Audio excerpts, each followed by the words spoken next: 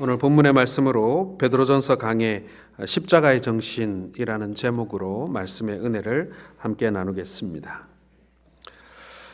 십자가, 기독교 진리의 핵심은 누가 뭐래도 십자가라고 할 수 있습니다.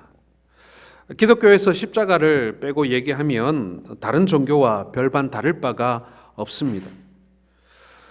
기독교를 다른 종교와 명확히 선을 긋게 하는 것이 누가 뭐라 그래도 십자가라고 할 수 있습니다.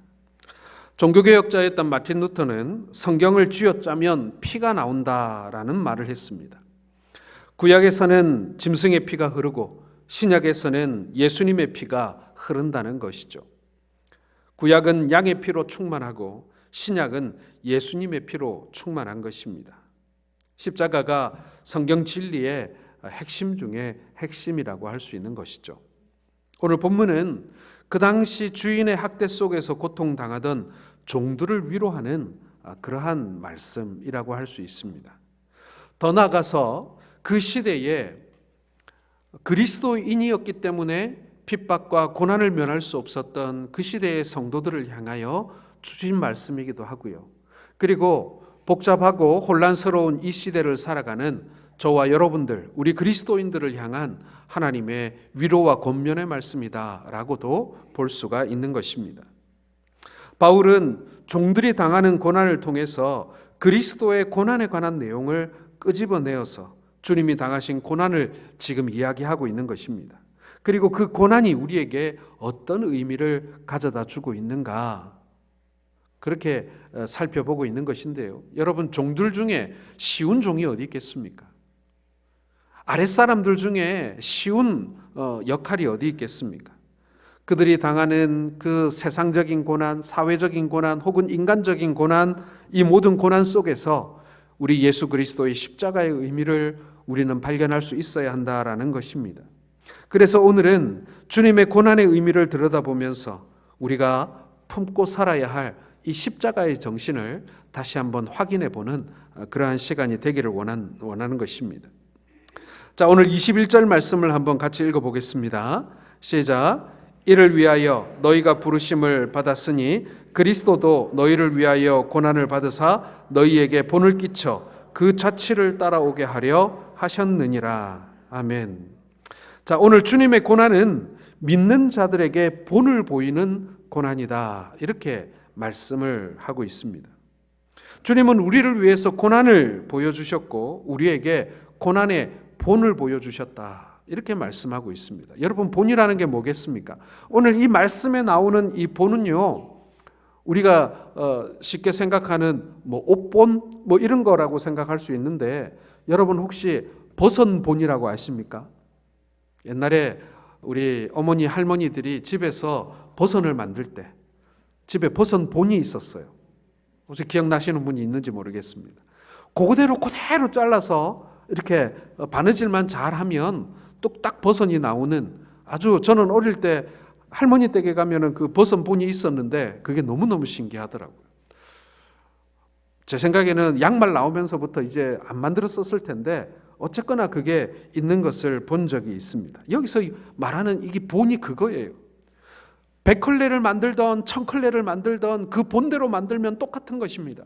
바로 예수 그리스도가 우리의 고난의 본이다라는 얘기는요, 예수를 믿는 모든 사람들은 그 예수 그리스도의 그 십자가의 길을 똑같이 걸어야만 한다, 그런 의미를 가지고 있는 것입니다.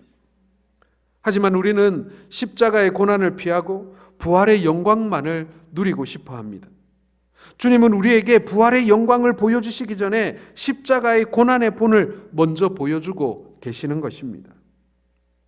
주님이 십자가를 지실 때 주님과 관련된 여러 종류의 사람들이 성경에는 등장하고 있습니다.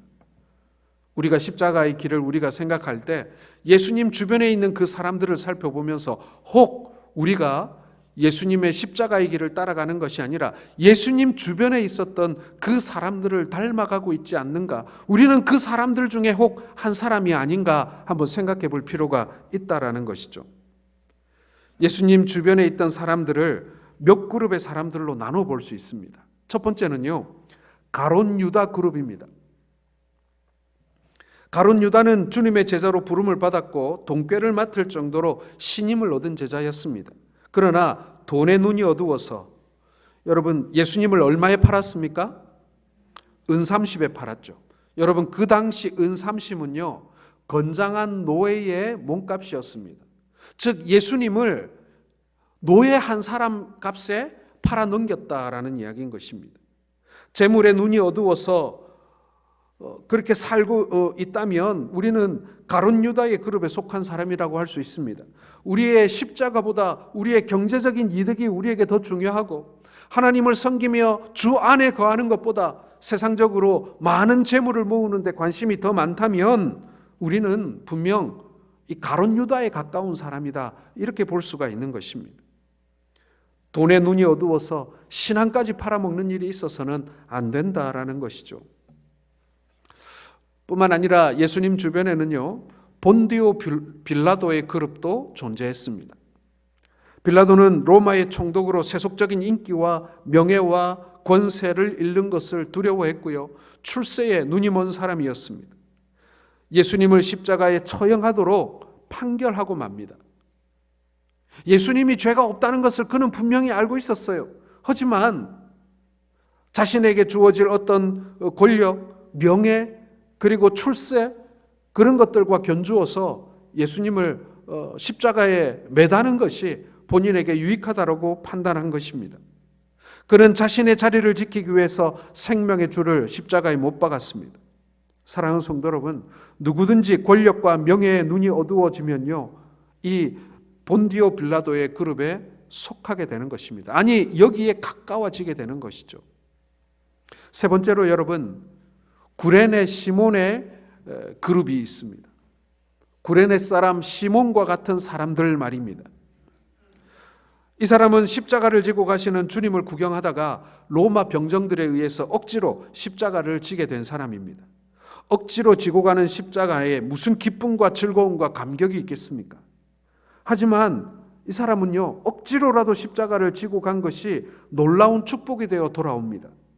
그때는 재수 없는 일에 걸려든 줄 알았는데 나중에 보니 예수님의 십자가를 정말 몸소 같이 지었다라고 하는 정말 놀라운 영적 그리고 인생의 축복을 경험한 사람이 바로 이 구레네 사람 시몬이었다라는 것입니다. 교회사의 전승에 의하면은 이 구레네 시몬은 초대 교회에 아주 중요한 역할을 한, 사도는 아니었지만 훌륭한 교회 지도자 중에 한 사람이 되었다라고 기록하고 있습니다. 그리고 우리가 잘 아는 시몬 베드로 그룹입니다. 평안할 때는 주님을 위해서 목숨이라도 바칠 것 같습니다. 그런데 막상 고난의 현장에서는 주님을 부인하고 십자가 현장에도 나타나지 않았습니다. 고난은 회피하고 영광만 추구하는 신앙입니다. 여러분, 우리 중에 이런 신앙이 없다고 어떻게 자신할 수 있겠습니까? 모든 일에 앞장서는 것 같으나 결정적인 헌신의 자리에는 나타나지 않는 사람을 말하는 것입니다. 여러분, 우리가 나타나야 될 자리와 나타나지 않아야 될 자리를 잘 구별해야 합니다. 헌신의 자리, 굳은 일을 하는 자리에는요 나타나야 합니다. 영광을 누릴 수 있는 자리는요 피하면 피할수록 좋습니다.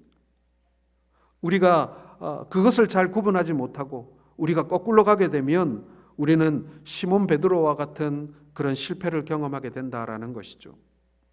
그리고 마지막으로, 그럼에도 불구하고 막달라 마리아와 같은 사람들이 있었다라는 것입니다.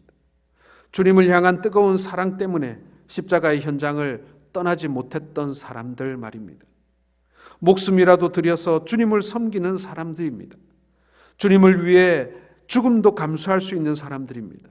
여러분, 우리도 이 마리아처럼 주님을 사랑하고 주님을 위해 목숨이라도 내놓을 수 있어야 하는 것 아니겠습니까?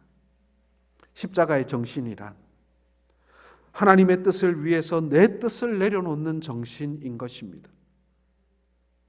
하나님의 뜻보다 재물이, 그리고 권력과 명예와, 그리고 자신의 어떤 안위, 그리고 편안함을 추구하고, 그리고 영광된 자리만 추구하려고 할 때 우리는 십자가의 정신에서 빗나가게 되는 것입니다.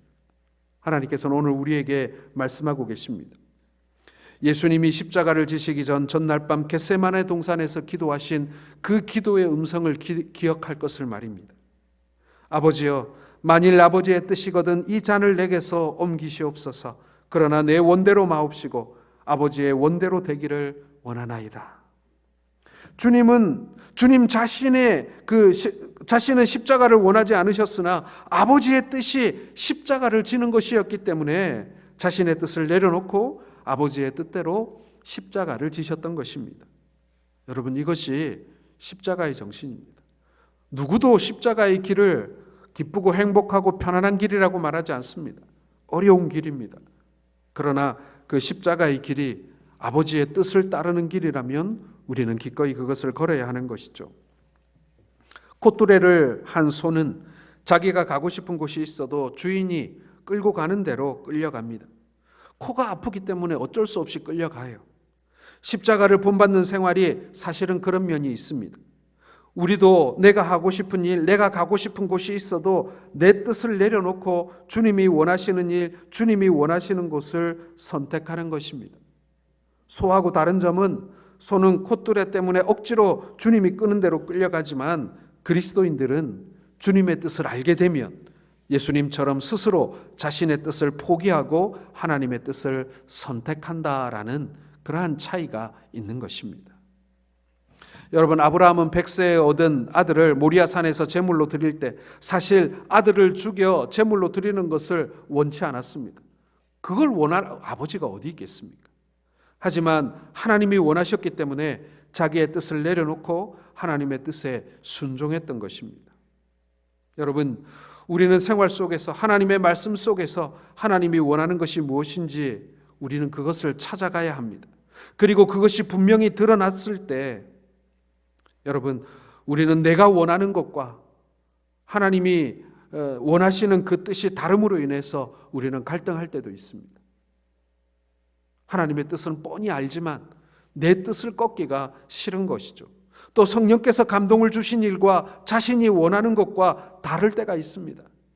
이럴 때 내가 원하는 것을 내려놓고 하나님의 말씀과 성령의 감동을 따라가는 것이 그것이 십자가의 정신이라는 것이죠. 여러분, 예수님이 지신 십자가는요, 자기 자신을 위한 십자가가 아니었습니다.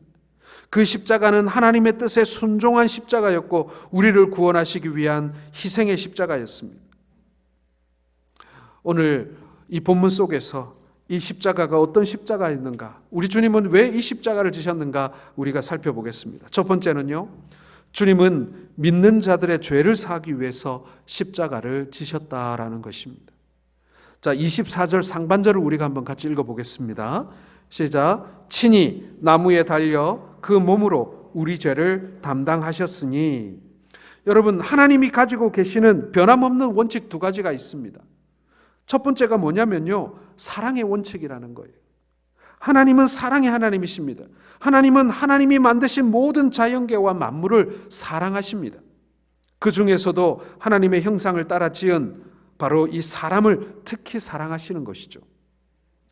부부가 사랑을 통해 아기를 낳습니다. 세상에 예쁘지 않은 아기가 어디 있겠습니까마는 다 예쁩니다. 그런데 어떤 아기가 더 예쁩니까? 아니, 어떤 아기가 가장 예쁩니까? 예, 내가 배 아파 낳은 아기가 세상에서 제일 예쁜 아기입니다. 객관적으로, 상대적으로 다른 아기들과 비교해서 어떤 아기는 분명히 예쁘지 않을 수도 있지만, 그러나 내가 낳은 내 아기는 예쁜 것입니다. 아니, 가장 예쁜 것입니다. 여러분, 이것이 창조주 하나님이 오늘 이 시간 여러분을 대할 때의 마음임을 믿으시길 바랍니다. 하나님은 그렇게 저와 여러분들을 사랑하는 거예요. 세상에 아무리 잘난 사람들이 많아도 걔네들은 내가 낳은 자식이 아니라면 내가 낳은 자식을 사랑할 수밖에 없는 거예요. 아무리 못나도 내가 낳은 자식이 제일 예쁜 거예요. 하나님은 우리 교회를 사랑하시고 우리 성도들을 사랑하시는 줄 믿으시길 바랍니다. 우리가 가진 것이 없고 이룬 것이 없고 볼품이 없고 단 한 분 하나님은 그럼에도 불구하고 우리를 사랑하신다라는 거예요. 그것도 말로만 사랑하는 것이 아니라 행동으로, 그리고 이 세상의 모든 것들을 동원하여 그 사랑을 표현하고 계신다라는 것이죠. 로마서 5장 8절을 같이 읽겠습니다. 우리가 아직 죄인 되었을 때에 그리스도께서 우리를 위하여 죽으심으로 하나님께서 우리에 대한 자기의 사랑을 확증하셨느니라. 예, 우리가 죄인 되었을 때에도 우리를 사랑하셨다는 거예요. 우리가 하나님을 모를 때에도, 우리가 하나님을 부인할 때에도, 심지어는 우리가 하나님을 저주하는 그때에도 우리를 이미 사랑하고 계셨다라는 것입니다. 하나님 편에서 인간을 볼 때 사랑할 수 없는 상태 아니겠습니까? 죄인 되었을 때라는 게 그거예요. 죄인 되었을 때의 다른 표현은요, 하나님과 원수 되었을 때이에요. 사랑하는 성도 여러분, 하나님은 우리의 인생을 미워하지 않으십니다. 이것이 사랑의 원칙이에요. 자, 그리고 또 하나의 원칙이 있습니다. 하나는 사랑의 원칙으로 우리를 보시고 또 하나는 공의의 원칙으로 우리를 보신다라는 것이죠.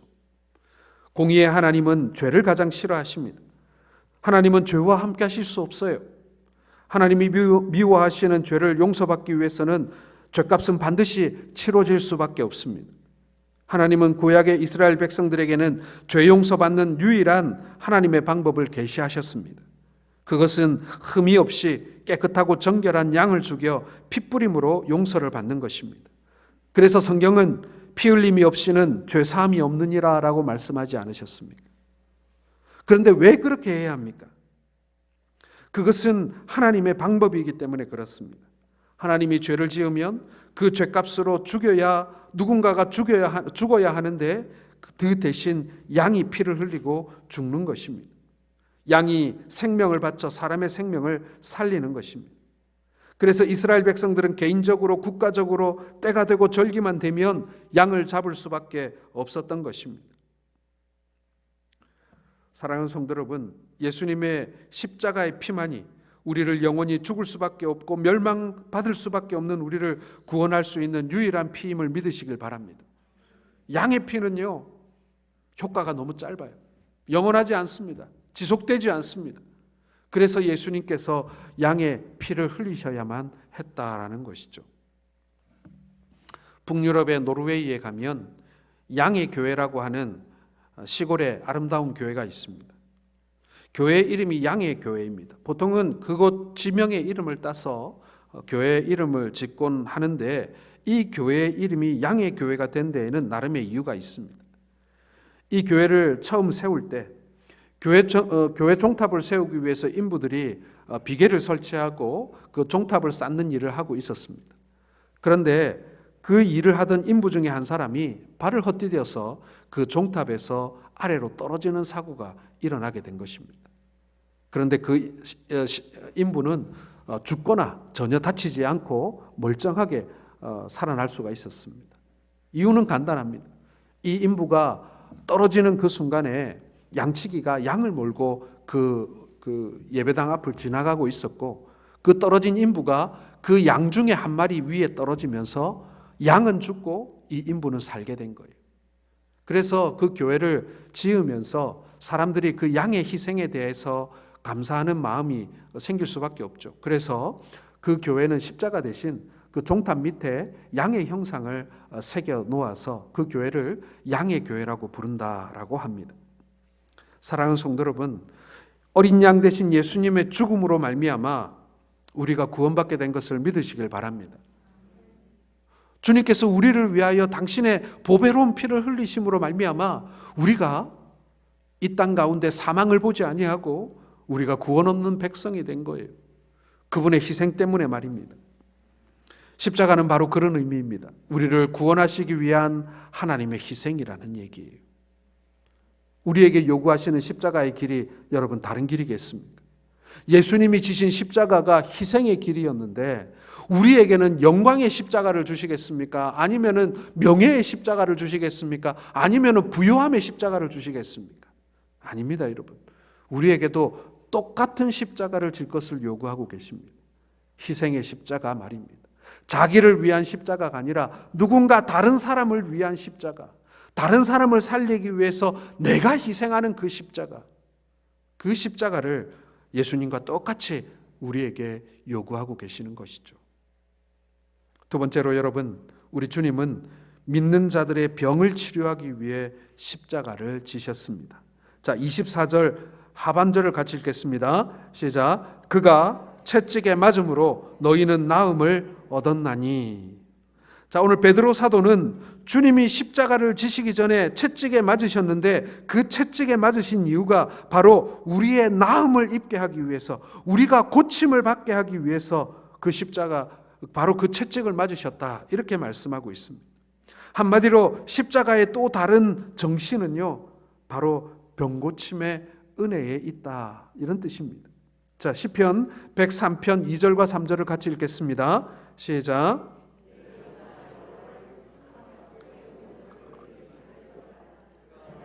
죄악을 사하시며 내 모든 병을 고치시며. 자, 시편 기자는 하나님이 우리에게 두 가지 은택을 주시는데 하나는 죄 사함의 은택이요, 또 하나는 병 고침의 은택이라고 그렇게 말씀하고 있습니다.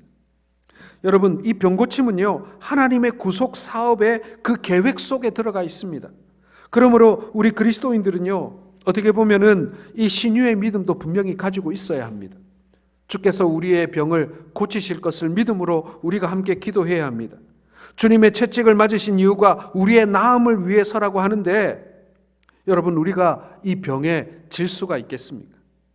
여러분, 이 질병이라고 하는 것은요, 단순하게 우리가 병원에서 고칠 수 있는 그런 질병만을 포함하는 것이 아닙니다. 예수님이 채찍을 맞으신 이유는 우리의 죄사함과 함께 우리의 모든 질병으로부터 우리가 자유함을 얻게 하기 위함이었다라는 거예요. 여러분, 이 질병은 뭐겠습니까? 이 병은 죄로 인해 파생된 모든 악함과 고통을 뜻하는 거예요. 여러분, 우리의 몸에만 병이 드는 게 아니죠. 우리의 마음에도 병이 들 수 있고, 그리고 우리의 어떤 그 정신적인 건강이 나빠질 수도 있습니다. 이 모든 것들을 포함합니다. 아담이 범죄함으로부터 시작되어 우리가 날마다 범하는 그 모든 죄로 파생되어진 모든 악함과 고통과 그 슬픔들이 바로 이 병이라고 하는 이 말 속에 다 함축되어져 있습니다. 여러분, 우리가 자연적인 노화나 생로병사를 돌이킬 수는 없습니다. 하지만 복음 안에 우리가 강건하기를 하나님께서는 원하신다는 것을 믿으시길 바랍니다. 우리가 서서히 나이 들어가고 연약해가는 것은 사실이에요. 그러나 매 순간순간마다 그 병에 얽매여서 우리가 낙심하고 넘어지고 아무것도 못하고, 우리 하나님 그렇게 원하지 않으신다는 거예요. 병마가 우리를 찾아오고 때때로 우리가 사고를 당할 수도 있고, 연약해지는 그때에 주의 이름을 부르라는 거예요. 그 십자가의 능력을 믿으라는 거예요. 나를 낫게 하시기 위해서 그분이 채찍질 당하셨음을 믿으라는 거예요. 그거 붙들고 기도하라는 거예요. 그러면 주님께서 우리에게 나음을 주시고 우리가 회복되게 하시고, 우리가 비록 연약하고 힘들지만 마치 바울 사도처럼 몸에 가시를 지니고 살지언정 그 병에 지지 않는 삶을 살게 하신다는 것을 믿으시길 바랍니다. 시편 23편에 보면 여호와는 양을 인도하는 목자입니다. 목자이신 주님을 따라가면 방황하지 않습니다. 세 번째가 바로 그것입니다. 주님은 믿는 자들이 더 이상 방황하지 않게 하기 위해 십자가를 지셨다라는 것입니다. 자, 25절을 같이 읽겠습니다. 시작. 너희가 전에는 양과 같이 길을 잃었더니 이제는 너희 영혼의 목자와 감독 되신 이에게 돌아왔느니라. 아멘. 우리가 주님의 십자가를 알기 전에는 길 잃은 양과 같았지만 이제는 십자가로 말미암아 우리 영혼의 목자 되신 주님 앞에 돌아왔다라는 거예요. 전에는 어디로 가야 될지 몰라서 갈팡질팡하고 길 못 찾으니까 뭐라고 얘기합니까? 아, 인생이 허망하다. 공수래 공수고 이렇게 얘기하면서 인생에 대하여 허무한 이야기들만 내려놓았지만 이제는 어떻습니까? 주님의 십자가를 보니 내가 왜 이 땅에 태어났고 주님이 나를 왜 불러주셨고 그리고 내가 어떻게 살아야 하고 어떻게 끝내야 하는지를 하나님께서 알게 해주셨다. 예, 방황치 않는 인생인 거예요. 목적지가 분명한 인생인 것입니다. 사랑하는 성도 여러분, 양이 양무리에서 벗어나 길을 잃어버렸다라는 것은 곧 죽음을 의미합니다. 양은 스스로의 목숨을 지킬 만한 힘이 없습니다. 반드시 양의 목자가 산짐승들로부터 지켜주어야 살 수 있습니다. 그러므로 목자 없는 양같이 방황한다는 것은 그 자체가 곧 죽음이라는 것입니다. 우리가 주님을 만나면 인생의 방황도 끝나게 되어 있습니다. 주님은 우리의 인생의 방황을 끝내주시기 위해서 우리를 대신해 십자가에서 희생하신 것이다 라는 것이죠. 사랑하는 성도 여러분, 이제 말씀을 맺기를 원합니다. 십자가의 정신은 주님이 우리 죄의 문제를 해결하시고 질병의 문제를 해결하시고 인생의 방황의 문제를 해결하시기 위해서 십자가를 짊어지신 것입니다. 그것처럼 주님이 지신 그 십자가를 우리도 지고 주님을 따라가는 것입니다. 우리가 주님을 따르기를 다 원한다고 얘기해요. 그래서 우리가 주님의 제자라고 말합니다. 그러면요, 주님이 지신 십자가를 우리도 지고 따라가야 돼요. 주님을 따라간다고 하면서 십자가는 지기 싫어요. 주님을 따라간다고 하면서 주님이 걸으신 그 어려운 길은 안 갈라 그래요. 그러면 제자도 아니고요, 그 길을 따라갈 수도 없는 것입니다. 사랑하는 성도 여러분, 십자가를 지는 것은 희생을 의미하는 것만은 아닙니다. 희생을 초월한 하나님의 높이심과 그리고 하나님의 영광됨이 그 안에 담겨져 있습니다. 분명히 십자가는 희생이고 고통이고 절망이었지만, 그러나 우리 주님께서는 그 십자가의 그 고난 속에 하나님의 높으심과 영광스러움을 담아 놓으셨다라는 것입니다. 빌립보서 2장 5절에서 11절의 말씀을 우리 한번 같이 읽어보겠습니다. 시작. 너희 안에 이 마음을 품으라. 곧 그리스도 예수의 마음이니 그는 근본 하나님의 본체시나 하나님과 동등됨을 취할 것으로 여기지 아니하시고 오히려 자기를 비워 종의 형체를 가지사 사람들과 같이 되셨고 사람의 모양으로 나타나사 자기를 낮추시고 죽기까지 복종하셨으니 곧 십자가의 죽으심이라. 이러므로 하나님이 그를 지극히 높여 모든 이름 위에 뛰어난 이름을 주사 하늘에 있는 자들과 땅에 있는 자들과 땅 아래에 있는 자들로 모든 무릎을 예수의 이름에 꿇게 하시고 모든 입으로 예수 그리스도를 주라 시인하여 하나님 아버지께 영광을 돌리게 하셨느니라. 아멘.